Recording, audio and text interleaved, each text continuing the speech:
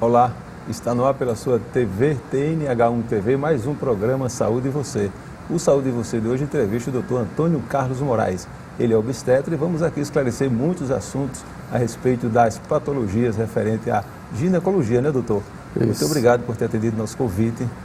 Bom dia, Hélio, eu que agradeço. Agradeço também em nome da sociedade na qual faço parte, que é a de Ginecologia Obstetrícia de Alagoas, que é a SOAULO, estar aqui presente e poder ajudar nesses esclarecimentos. Doutor, eu inicio o programa perguntando o seguinte: qual a importância do pré-natal, doutor?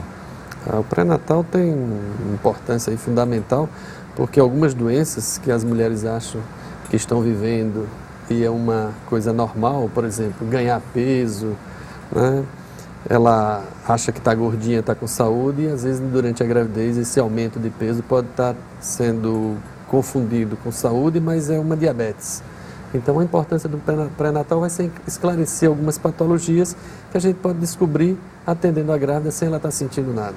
E o momento certo para a gestante iniciar o pré-natal, tem esse momento?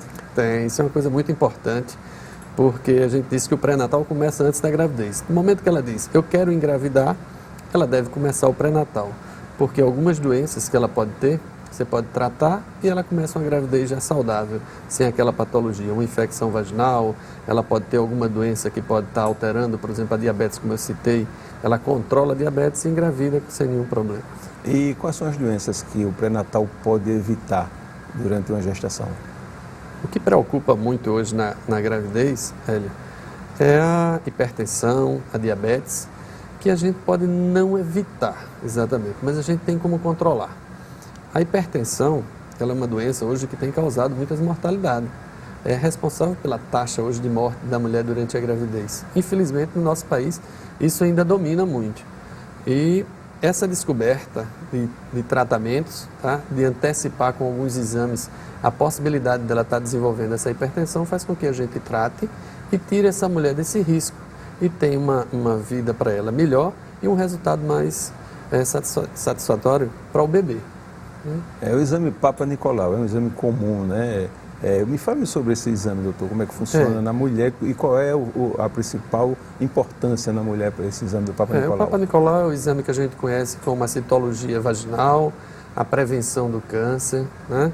É um exame que a gente deve ser realizado durante pelo menos uma vez por ano aqui no Brasil. É um exame que vai fazer uma amostragem das células, se tem um risco de câncer ou se tem alguma célula já alterada para o câncer e você tratar. O importante é que essas alterações, se a mulher faz todo ano, esses exames ela faz todo ano, quando você descobre que existe uma alteração, significa que ela tem um ano de doença no máximo. E o câncer de colo, ele é uma doença relativamente lenta. Então, geralmente é 10 anos para ir a óbito. Então, quando você descobre, você fez um exame esse ano, está normal, e no outro ano apareceu a doença, a chance de cura é 100%. Então, por isso a importância de fazer todo ano, porque se você descobrir, você tem chance de curar. Então, o Papa Nicolau é um exame simples de ser realizado, um exame que a mulher normalmente já procura para fazer o exame ginecológico, não é agressivo, tá certo? Então, é um exame que pode ser realizado a partir do momento que a mulher começa a vida sexual, ela já deve fazer esse exame. Agora, doutor, um casal vive bem, a gente sabe que, evidentemente, em alguns casos há traição. Quando há traição entre o casal, qual é o risco que essa mulher pode adquirir quando ela está gestante? Quais são as doenças que ela pode adquirir, doutor? Se a gente juntar a história da gravidez com o Papa Nicolau que você falou, durante a gravidez a oportunidade da gente fazer a prevenção do câncer na gravidez é colher e ver se tem alguma dessas alterações. O câncer de colo está muito associado a uma doença que é o HPV, que é um vírus que é o principal responsável pelo câncer de colo.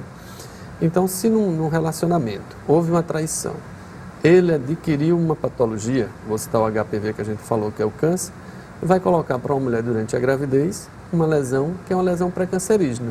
Se for no começo, tiver alguma modificação, às vezes exige um tratamento mais radical e essa gravidez pode ser antecipada só por esse tratamento. Fora isso, tem outras doenças, né? Por exemplo, a HIV é uma delas, né? Que é uma doença que pode comprometer o bebê. Então, no momento que ele adquiriu, passou para aquela mulher, o bebê também pode estar sendo comprometido. Então, ele vai ter uma lesão na esposa e no filho dele, por causa de uma traição. né, de uma responsabilidade dessa, de um cuidado, tá certo, que ele não teve e que passou para o filho. Fora isso, existem as outras infecções, né, o gonococo, a tricomona, né, que ela pode adquirir e passar, e essa infecção durante a gravidez pode desencadear um parto prematuro. Olha o risco para o filho de estar na UTI, nascer de 6 meses, 7 meses, por uma infecção que foi adquirida por uma traição. Então tem que chamar a atenção no pré-natal a participação do marido. Então eu sempre convido para uma mulher, digo, ó, seu marido tem que participar. Tá? Por quê? Porque eu tenho que chamar a atenção dele dos cuidados que ele tem que ter. Tá? Geralmente eles negam, né? Não tem nada, né? Não acontece nada, mas chama a atenção dele que o pré-natal é dos dois. Então ele tem que assumir a parte dele no momento em que a mulher está grávida, o que ele adquirir pode passar para a mulher e está contaminando seu filho também. E os sintomas do HPV, doutor? Como é que a pessoa que adquire o HPV pode detectar? Existem várias formas hoje do HPV. A mais comum é a verruga. Né? A verruga geralmente ela fica externa, mas ela pode estar dentro do canal. Durante o pré-natal ou fora do pré-natal, o exame ginecológico é um exame que vai identificar uma lesão dessa. Então, se for a verruga, é fácil de identificar. Mas existem algumas lesões brancas, umas placas esbranquiçadas, que só com a biópsia é que identifica isso.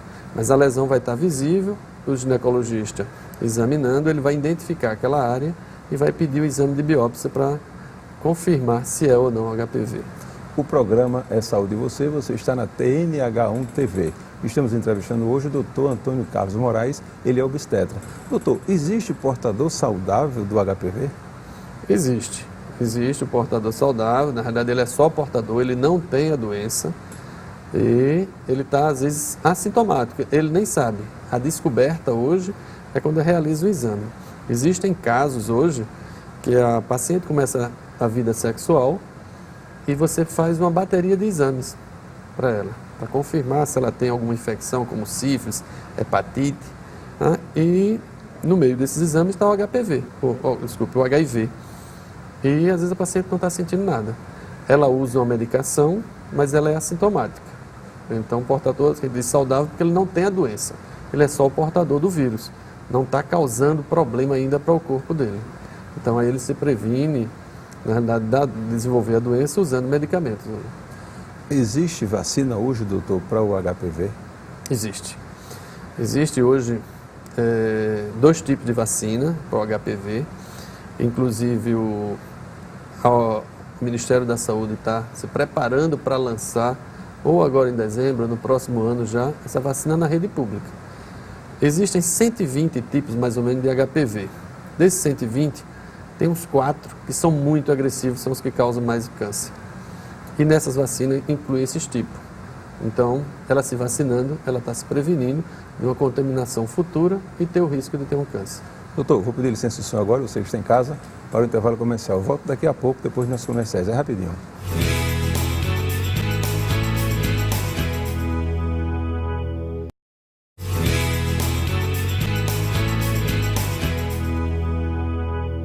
De volta aqui na sua TNH1 TV com o programa Saúde e Você. Entrevistamos hoje o obstetra Antônio Carlos Moraes. Doutor, falamos no bloco anterior sobre HPV. Eu pergunto para o senhor, qual é o exame correto para detectar o HPV? O exame correto hoje para detectar tem o exame chamado captura híbrida. Mas clinicamente a gente já pode ver a lesão, tá, que é a verruga, que é uma das alterações mais comuns. No exame local, a placa esbranquiçada suspeita, mas para confirmar, você faz uma biópsia, que vem o histopatológico confirmado a alteração viral. Mas de certeza a captura híbrida é o exame que confirma. Doutor, e o herpes? Como é que funciona o herpes no ser humano? Quais são os sintomas? Como é que a pessoa pode dizer o seguinte, eu tenho um herpes? Existem vários herpes, né? Labial, genital.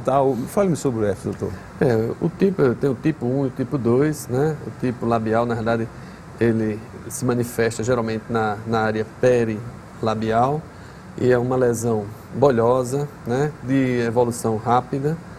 Começa de manhã uma pequena vesícula e ela estoura e faz uma úlcera no fim do dia. O genital também é muito semelhante. As características são aquelas bolinhas, dói muito, incomoda muito no local e ela repete. O herpes, na verdade, você adquiriu No momento que você tem uma baixa da imunidade, a baixa da defesa, aí essa alteração se manifesta e vem, dependendo do momento, se a sua imunidade for muito baixa, a extensão é maior, mas geralmente na área genital e repete o mesmo local. Doutor, eu queria que o senhor esclarecesse para os telespectadores sobre uma gravidez de risco. O que realmente é uma gravidez de risco, doutor? Existem algumas doenças, por exemplo, a diabetes descompensada, uma paciente que faz uso de alguma medicação, paciente que tem patologias que exigem drogas que são teratogênicas, que você vai tirar, mas a mãe tem risco de desenvolver aquela doença dela, está descompensada. Doenças autoimunes, né? Uma mãe hipertensa, uma mãe que tem lesão renal, né? Que a gente chama de nefropata, né? Então são patologias que a mãe já tem e que ela adquire, que engravida e vai começar a gravidez junto com aquela doença. Esse é um fato. A outra é aquela mãe que começa a gravidez muito bem, tranquila, e aparece durante a gravidez a diabetes gestacional ou a pré-eclâmpsia. Então, durante o atendimento do pré-natal, aí vem a importância, aquela primeira pergunta no bloco anterior que você fez, né? O acompanhamento do pré-natal, porque ela começa de baixo risco e depois ela evolui para alto risco, porque apareceu uma doença durante a gravidez, que pode ser uma doença da mãe, mas pode ser uma alteração do feto, uma malformação que esse feto apresenta, que pode ser cardíaca, pode ser de membro, e essa alteração põe o risco porque pode precisar retirar. Veja uma gravidez que a gente pode dizer de risco e que todo mundo gosta, e muitas mães dizem, eu gostaria de ter um filho gêmeo, de ter gêmeo, uma gravidez gemelar. É de risco, porque a taxa de prematuridade é muito grande nessas mães com um número de filhos a mais dentro do útero. Então, a taxa de parto prematuro numa gravidez com 2 fetinhos dentro é em torno de 70%. Então, 70% daquelas mães vão ter um filho antes da data prevista, né? Então, essa alteração já põe um risco, porque a prematuridade é uma das complicações para o feto. Agora, aquela futura mãe que está nos assistindo, doutor, que diz assim, poxa, eu quero evitar uma gravidez de risco. O que ela deve fazer, doutor? Qual é o conselho que o senhor dá para essa mãe? Quando ela deseja engravidar, o que eu recomendo é que ela procure já o seu obstetra, converse com ele para ele fazer os exames e ver se ela tem alguma alteração que comece com risco no início da gravidez. Se ela não tem nenhuma alteração, ela está liberada para engravidar. Engravidou, ela faz o acompanhamento. Nesse acompanhamento, o obstetra vai avaliar todo mês se tem alguma modificação que coloque um risco a mais para ela. Mas o obstetra vai ver isso. É mito ou é verdade que um parto normal, a mãe, ela fica com o tempo, digamos assim, de recuperação melhor? Não, verdade. Isso é pura verdade. A recuperação de um parto normal, ela é muito mais rápida do que numa cesariana, né? O parto normal dá liberdade para essa mãe se alimentar, deambular, cuidar do filho com muito mais à vontade do que numa cesariana. Ela pode descer da cama, ela pode inclusive começar a atividade física depois de 15 dias de um parto. Na cesariana são 60 dias para ela começar a atividade. Então isso é normal. Agora, o melhor parto, na realidade, é o que é bom para a mãe e o que é bom para o filho. O parto normal, ele dá essa liberdade, mas a gente tem que ver no momento se é uma gravidez gemelar, como eu falei, uma cesariana, né? Uma posição que o feto fica normal, é uma cesariana, uma dificuldade no crescimento do feto, é uma cesariana, mas o parto normal tem a sua indicação hoje perfeita para acontecer. Se a mãe estiver bem, o neném estiver bem, vai para normal sem nenhum problema. Agora, aquela mãe que faz uso do fumo, do álcool e às vezes até drogas, né, doutor? Porque hoje em dia é um mal realmente que está aí na porta de todos os brasileiros e, por que não, do mundo inteiro. Qual é o risco que ela traz para o bebê, doutor, nesse caso? O fumo, na realidade, ele dá uma alteração na circulação da mãe. No momento que ela passa o sangue para dentro do útero, esses vasos, eles fecham cada momento que ela está fumando. Não importa o tempo que ela fumou antes da gestação. O que vai fazer a diferença é o que ela fuma durante a gravidez. Cada momento que ela bota um cigarro, eu faço sempre a comparação, digo para a mãe, olha mãe, cada vez que você está fumando, é como se você estivesse apertando o narizinho do seu filho para ele não respirar. Então, uma criança que cresce menos, tem baixo peso, tem mais alterações de parto prematuro, tá, naquela gestação do que qualquer outra mãe que não usava o fumo. O programa é Saúde e você está na TNH1 TV. Nós estamos entrevistando hoje o obstetra, o doutor Antônio Carlos Moraes. Doutor, eu lhe pergunto como é que nós fazemos para que o bebê tenha uma vida saudável, uma gestação saudável, na verdade, para a mulher também. Durante a gravidez, a gente sabe que a gravidez não é doença. A gravidez apresenta modificações na mulher para adaptar para ela receber o bebê. Essa adaptação se deve à carga genética paterna. Então, quando você conhece quem é o companheiro, daquela gestante que você está acompanhando, saber o dia a dia dele, que ele está saudável, informar aquelas alterações, olha, cuidado com a sua vida fora da sua casa, para você não se contaminar, para você não ter nenhuma infecção para colocar na sua mulher. E uma das modificações que a grávida sofre é a alteração do comportamento, da sensibilidade. Então, o marido entra nesse momento no pré-natal dando esse apoio para ela, entendendo que aquela modificação que ela está passando é uma adaptação à carga genética dele. São os hormônios que modificam o comportamento dela e ele dá o ombro, dá o ouvido, o apoio para aquela mulher. Então, essa é a principal participação do marido durante o pré-natal. Entender de que o que ela está se modificando é para os dois, é para o bebê, que é o resultado. Então, a vida saudável entre o casal, o companheirismo, o dia a dia, isso é muito importante também para o bebê que está lá, né, doutor? Com certeza, porque essa mudança que a grávida ela passa, se o companheiro não entender e ele reagir agressivo, dando resposta, se ausentando, vai deixar essa mulher mais estressada, mais preocupada, levando às vezes até pelo estresse um parto antecipado. A gente ouve muito o seguinte, fazer sexo durante a gravidez faz mal à criança. Isso é mito ou é verdade, doutor? Isso é mito, não tem nenhum problema. Ela pode ter a vida sexual normal dela até na véspera do parto, não tem nada que impeça. A não ser que essa grávida esteja apresentando uma ameaça de aborto, ameaça de parto prematuro, com algum sangramento. Se ela tiver uma alteração dessa, fica suspenso por conta dessa patologia. Mas uma grávida saudável não tem nenhum problema de ter a vida sexual dela. O que a gente observa é que o desejo sexual diminui durante a gestação. Aí o companheiro, entendendo essa diminuição do ritmo, ele vai espaçar e não cobrar dela e reclamar, dizer que durante a gravidez ela está deixando de gostar dele. Não é isso. É porque diminui a libido, ela fica mais pesada, mais cansada, então ela espaça mais um pouquinho a frequência da atividade sexual. Mas se ela tiver desejo, ela vai ter até o final, não vai comprometer o neném. Pegando esse gancho que o senhor está falando aí, está aí a importância do homem também participar no período do pré-natal junto com a sua esposa, né, doutor? Isso é verdade. Então ele entendendo, porque é o obstetra que vai explicar para ele que essa atividade sexual depende do desejo dos dois. Porque às vezes a mulher fica preocupada porque já tem dias que não tem atividade sexual e quer ter uma relação com o marido para ele não reclamar. Que isso termina prejudicando, porque uma atividade sexual sem desejo deixa a mulher com a diminuição da lubrificação e vai ferir a vagina. Então ela pode ter aumento da infecção urinária e infecção vaginal por um trauma sem uma lubrificação. E aquela mulher estressada, que a gente observa muito estresse hoje no dia a dia, aquela mulher estressada, quais são as consequências que ela pode trazer para o bebê que está sendo gerado ali, doutor? Quanto à malformação, não tem. O estresse, na realidade, hoje tem mostrado cada vez mais o aumento das contrações uterinas. Pessoas que trabalham em ritmo de plantão, então já existem trabalhos com a classe médica, que tem observado um aumento discreto da taxa de partos prematuro, de ameaça de parto prematuro por conta do estresse. Que a gente sabe que a mulher hoje ela tem dominado muito o mercado de trabalho, então ela se envolve muito, viaja muito, então ela está no dia a dia como o homem também sempre teve. E esses estresses do trabalho têm aumentado o número de dores, de partos prematuros também.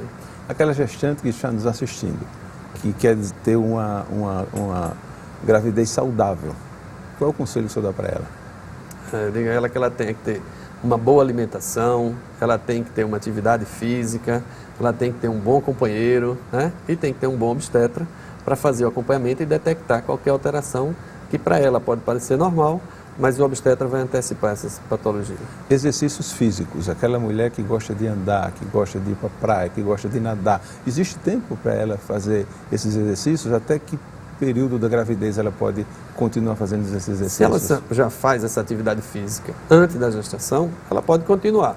Ela diminui o ritmo, porque ela fica mais cansada, ela fica um pouquinho mais pesada, mas ela diminui o ritmo. E ela pode manter essa atividade física até o finalzinho, até o parto. Existe hoje um acompanhamento no pré-natal, com outra profissional que participa com a grávida e com a obstetra, que é a fisioterapeuta, para fazer exercício de respiração, de postura, para trabalhar a musculatura, para preparar ela para o parto. E durante o trabalho de parto, ela também faz parte e faz exercício no momento das contrações, para ajudar essa musculatura a expulsar o feto. Então, a atividade física não está proibida, então ela pode fazer do começo ao fim da gestação. Se ela apresentar qualquer ameaça de parto, aí ela para o esforço físico. O senhor ajuda a colocar a vida no mundo, né? Qual o sentimento que o senhor tem como médico ao colocar uma vida no mundo, assim, doutor? O prazer é muito grande, o conceito de dar à luz, né? Isso é uma iluminação que a mãe recebe e que a gente recebe também, né? De uma satisfação muito grande de você tirar um produto daquele casal, né? De você participar naquele momento, de arrepiar, né? Qualquer profissional que está envolvido com aquilo, né? Que é uma energia que a gente recebe e vontade de fazer mais. Você que está chegando em casa agora, você é assinante, você está na TNH1 TV, estamos entrevistando aqui o doutor Antônio Carlos Moraes.